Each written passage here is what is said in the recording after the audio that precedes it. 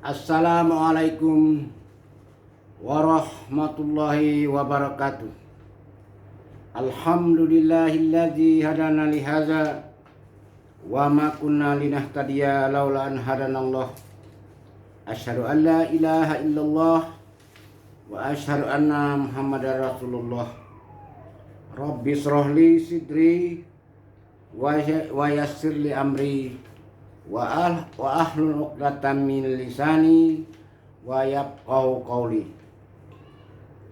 Para pencinta hukum adat Melayu Jambi yang saya hormati, para calon pimpinan tanah sebingkah payung sekati Aik Setitik Telaga Rahmat yang di pucuk Jambi 9 lurah, pucuk Jambi 9 macam hukum adat, dan di pucuk Jambi 9 rahasia Allah yang belum kita ketahui. Pada kesempatan ini izinkan saya untuk menguraikan tentang ago tawa congkak cengking dalam Undang 20 Hukum Pidana Adat Melayu Jambi. Nah, seperti kita ketahui, hukum adat Jambi itu sangat ilmiah, mempunyai pucuk undangan 5 disebut dengan mempunyai sumber hukum dalam pucuk undangan 5, kemudian mensumai hukum dasar yang disebut dengan adat yang 4, lalu hukum adatnya dibagi kepada 9 yang ditetapkan oleh Rajo Jambi pada saat RBA Bukit Siguntang tahun 1502 Masehi. Pasal 20 Undang 20 atau Hukum Pidana Adat telah berkali-kali saya jelaskan. Undang 20 ini terdiri dari Undang 8 ditambah dengan Undang yang 12, bukan anak Undang 12. Maka di dalam pasal 18 ada yang disebut dengan ago tawa. Ago tawa. Kalau bahasa sehari-harinya, ago itu menggerakkan orang. Orang tertidur diganggu dikit. Orang sudah diam lalu, kenapa kamu? Jadi menggerakkan. Itu ago namanya. Mengagah, diagah. Nah, itu ago juga. Nah, itu tawa menawar, menanyakan mau dak, menawar itu tawaran, mau bekerja, mau menjual, mau membeli. Nah, itu tawaran. Tapi dalam di sini yang kita maksud dalam pasal 18 ini ago tawa, bukan begitu. Ago tawa dalam Undang 20 terdiri dari 2 masalah hukum. Pertama, berlaku dalam niago, di dalam berjual beli. Yang kedua, berlaku dalam hal bertunangan. Orang yang sudah punya tunangan, orang yang sudah dilamar, dan lamaran yang diterima. Nah, di sini letak fungsinya. Pertama, tentang jual beli. Kalau si A umpamanya membeli sebidang tanah, lalu dia kasihlah persekotnya, diterima oleh yang punya tanah dengan perjanjian bulan depan akan saya bayar. Tetapi perjanjiannya harus bersifat terang dan tunai. Artinya kalau sekarang dibuat surat keterangan. Kalau dulu orang tidak perlu itu. Yang penting bersifat terang dan tunai itu ada saksinya dari pemangku syarat dan pemangku adat. Itu dibayar persekotnya. Umpamanya sebidang tanah dijual, dibeli, suka sama suka mereka 20 juta, lalu dibayar 5 juta dulu. Nah, lalu menunggu minggu depan, sesuai dengan perjanjian bulan depan baru dibayar lunas. Tetapi di tengah perjalanan si B yang punya tanah ini ada orang lain yang mau membeli, dan orang lain itu tahu bahwa si A yang membeli tanah itu, tapi dia pingin juga, entah karena dia kaya, entah karena dia gagah, maka itu disebutlah ago tawa congkak cengking. Kita sudah tahu tanah itu dibeli orang, tapi kok kita nak membeli juga, itu kan congkak namanya. Mentang-mentang kita orang kaya, nah gitu. Lalu dibelinya tanah itu 50 juta rupiah, baik kontan atau tidak kontan. Nah, atau dibayar lunaskannya. Maka di sini harus dihukum dua.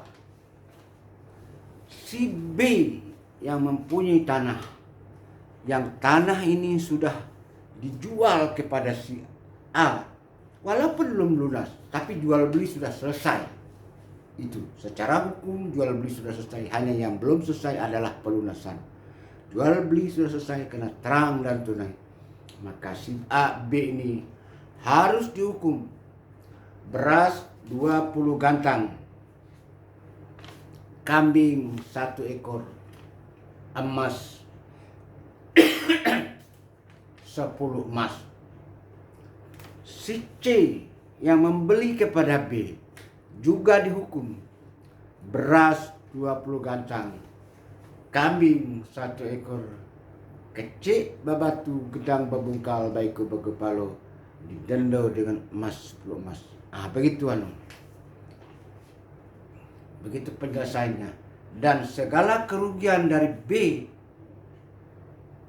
dikembalikan. Artinya B telah menyerahkan uang 5 juta, uangnya dikembalikan. Denda adat yang dibayar, yang dibebankan kepada B tadi dikembali dapat oleh A 90%. Denda adat yang dibayar terhadap hukuman C tadi yang membeli juga dikembalikan 90% kepada si A yang telah menjual. Nah, itu penyelesaian jual beli yang disebut dalam pasal 18 Undang 20, yaitu tentang agotawa. Ini dalam bidang niaga. Sekarang dalam bidang bertunangan. Seorang perempuan yang telah menerima lamaran dari, katakan perempuan ini A, telah menerima lamaran dari seorang bujang B. Mereka telah bertukar tando. Dan tando ini telah diakui oleh adat. Karena waktu penengah kan sudah dikatakan oleh orang adat, kalau ulah dari padonan betinu, kalau menurut adat sebenarnya ya, kalau ulah dari padonan betinu, maka segala yang diterima so balik dulu. Segala yang sudah diberikan meh taluci pulang mandi, tebu setuntung di german gajah. Tapi sayang di kota Jambi ini betinu tidak menyerahkan tando. Itu sayangnya. Menurut saya belum pas secara hukum adat. Karena bagaimana dia membuktikan bahwa si A itu tunangan dia. Nah, kalau si perempuan yang lari. Nah, gitu. Nah, dan si A ini tadi, kalau dia menerima lamaran orang lain, dia dihukum dengan beras 20 gantang, kambing 1 ekor, didenda dengan emas 20 emas. Kemudian hak dari si B tadi so balik dulu dikembalikan kepada si B. Meh teluci pulang mandi yang diterima oleh B tidak dikembalikan pada si A. Maka denda ini didapat oleh B tadi. Karena B lah yang menjadi korban. Artinya 90% dari denda emas, yang 50 emas itu dapat dimiliki oleh B. Nah, begitu juga sebaliknya. Kalau seorang bujang yang telah melamar seorang gadis, tiba-tiba melamar gadis lain. Ya mungkin gadis lainnya masih bebas, belum dilamar orang. Tapi dia kan tunangan orang. Nah, maka si B yang laki-laki ini berarti telah urak-ungkai janji semayu mau kawin dengan A. Sekarang tiba-tiba dia mau kawin dengan si B. Maka si B ini oleh adat dijatuhkan hukum butak atau hukum berutak atau hukum denda, yaitu kambing 1 ekor, beras 20 gantang, kecik babatu gedang babungkal baiku bakupalo, didenda dengan emas 20 emas atau 50 gram. Dan 50 gram ini 90% miliknya si A. Gitu. Kemudian segala yang telah diterima oleh B ketika dia bertunangan dengan si A, meh teluci pulang man, so balik duo meh teluci pulang mani. Kalau dia pernah terima, sayangnya di kota Jambi dia tidak menerima, dia hanya memberi saja. Jadi yang berlaku pada dari dia hanya meh teluci pulang mani. So balik dua tidak ada. Semestinya pasal ini kedua-duanya, baik yang jantan maupun betina, tetap so balik dua meh teluci pulang mandi, tebu setuntung di german gajah. Begitu. Perempuan juga begitu. Nah, kemudian perempuan yang dilamar oleh B ini, katakanlah si C, dia tahu bahasa si B ini telah bertunangan dengan si A. Kalau di kampung. Tapi kalau di lain tempat, ya dia di kota Jambi, tiba-tiba dia kawin ke Kerinci. Nah, orang Kerinci itu tidak tahu bahasa dia bertunangan. Maka siapa? Maka dia tidak boleh dihukum. Tapi kalau di kota Jambi, pasti dia tahu.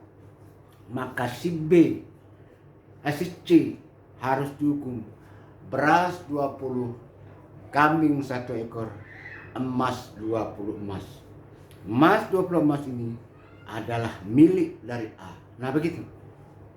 Itulah yang diatur dalam pasal 18 tentang ago tawa dalam hukum adat Melayu Jambi. Yang diatur dalam pasal 18 itu untuk menertibkan masyarakat Jambi dengan Undang 20 agar orang Jambi ini hidup jayu mati sempurna. Barangkali itulah yang saya sampaikan pada saat ini. Lebih dan kurang saya mohon maaf. Saya tidak bermaksud menyakiti hati siapa-siapa. Saya tidak bermaksud untuk menggurui siapa-siapa. Mudah-mudahan bermanfaat ke depan bagi generasi muda. Sudah saya paparkan segalonan dape, sebaris tak lupa, setitik tak hilang. Ko adonan tak lindung di balik daun, tinggal di hulut bakal lamu. Bukan memelau paneh dileku, bukan bakwa mani bakumpai. Kok kurang suko dituku, kok hapat cuko diturang. Suko diuleh panjang di kampuh liba, alam sekembang menyudahi. Tamat kaji kitab dilingkup, tamat gayung pedang diletak. Hikayat habis sengketo sudah, sah samo balunyo batal samo diampang.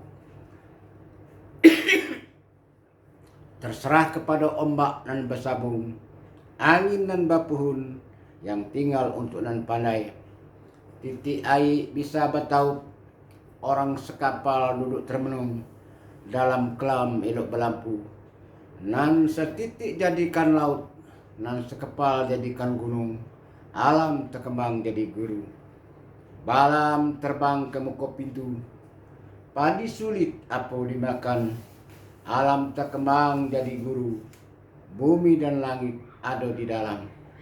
Yang benar apa yang saya uraikan ini dari Allah Subhanahu wa Ta'ala, dan yang salah adalah dari saya, Mukhtar Agus Khalid Esa. Kepada Allah saya bertobat dari segala dosa-dosa yang pernah saya lakukan, baik sengaja atau tidak. Semoga diampuni oleh Allah. Dan kepada Nang Sakti Keramat mohon tabi ku adonan terlewat terlampau. Kepada sesama hamba saya mohon maaf dari salah kata dan perbuatan. Jangan terjadi rumah sudah tukang dibunuh, baik selesai tukul belengkang, api padam puntung berasap. Biarlah segala apa yang telah terjadi berlalu di bawah angin dan ikut serta dengan tebing runtuh. Hanyut di arus air kili, ko ado mimpi nan buruk, gerak nan salah. Mari sama-sama kita buang dengan membaca surat Al-Fatihah. Wassalamualaikum warahmatullahi wabarakatuh.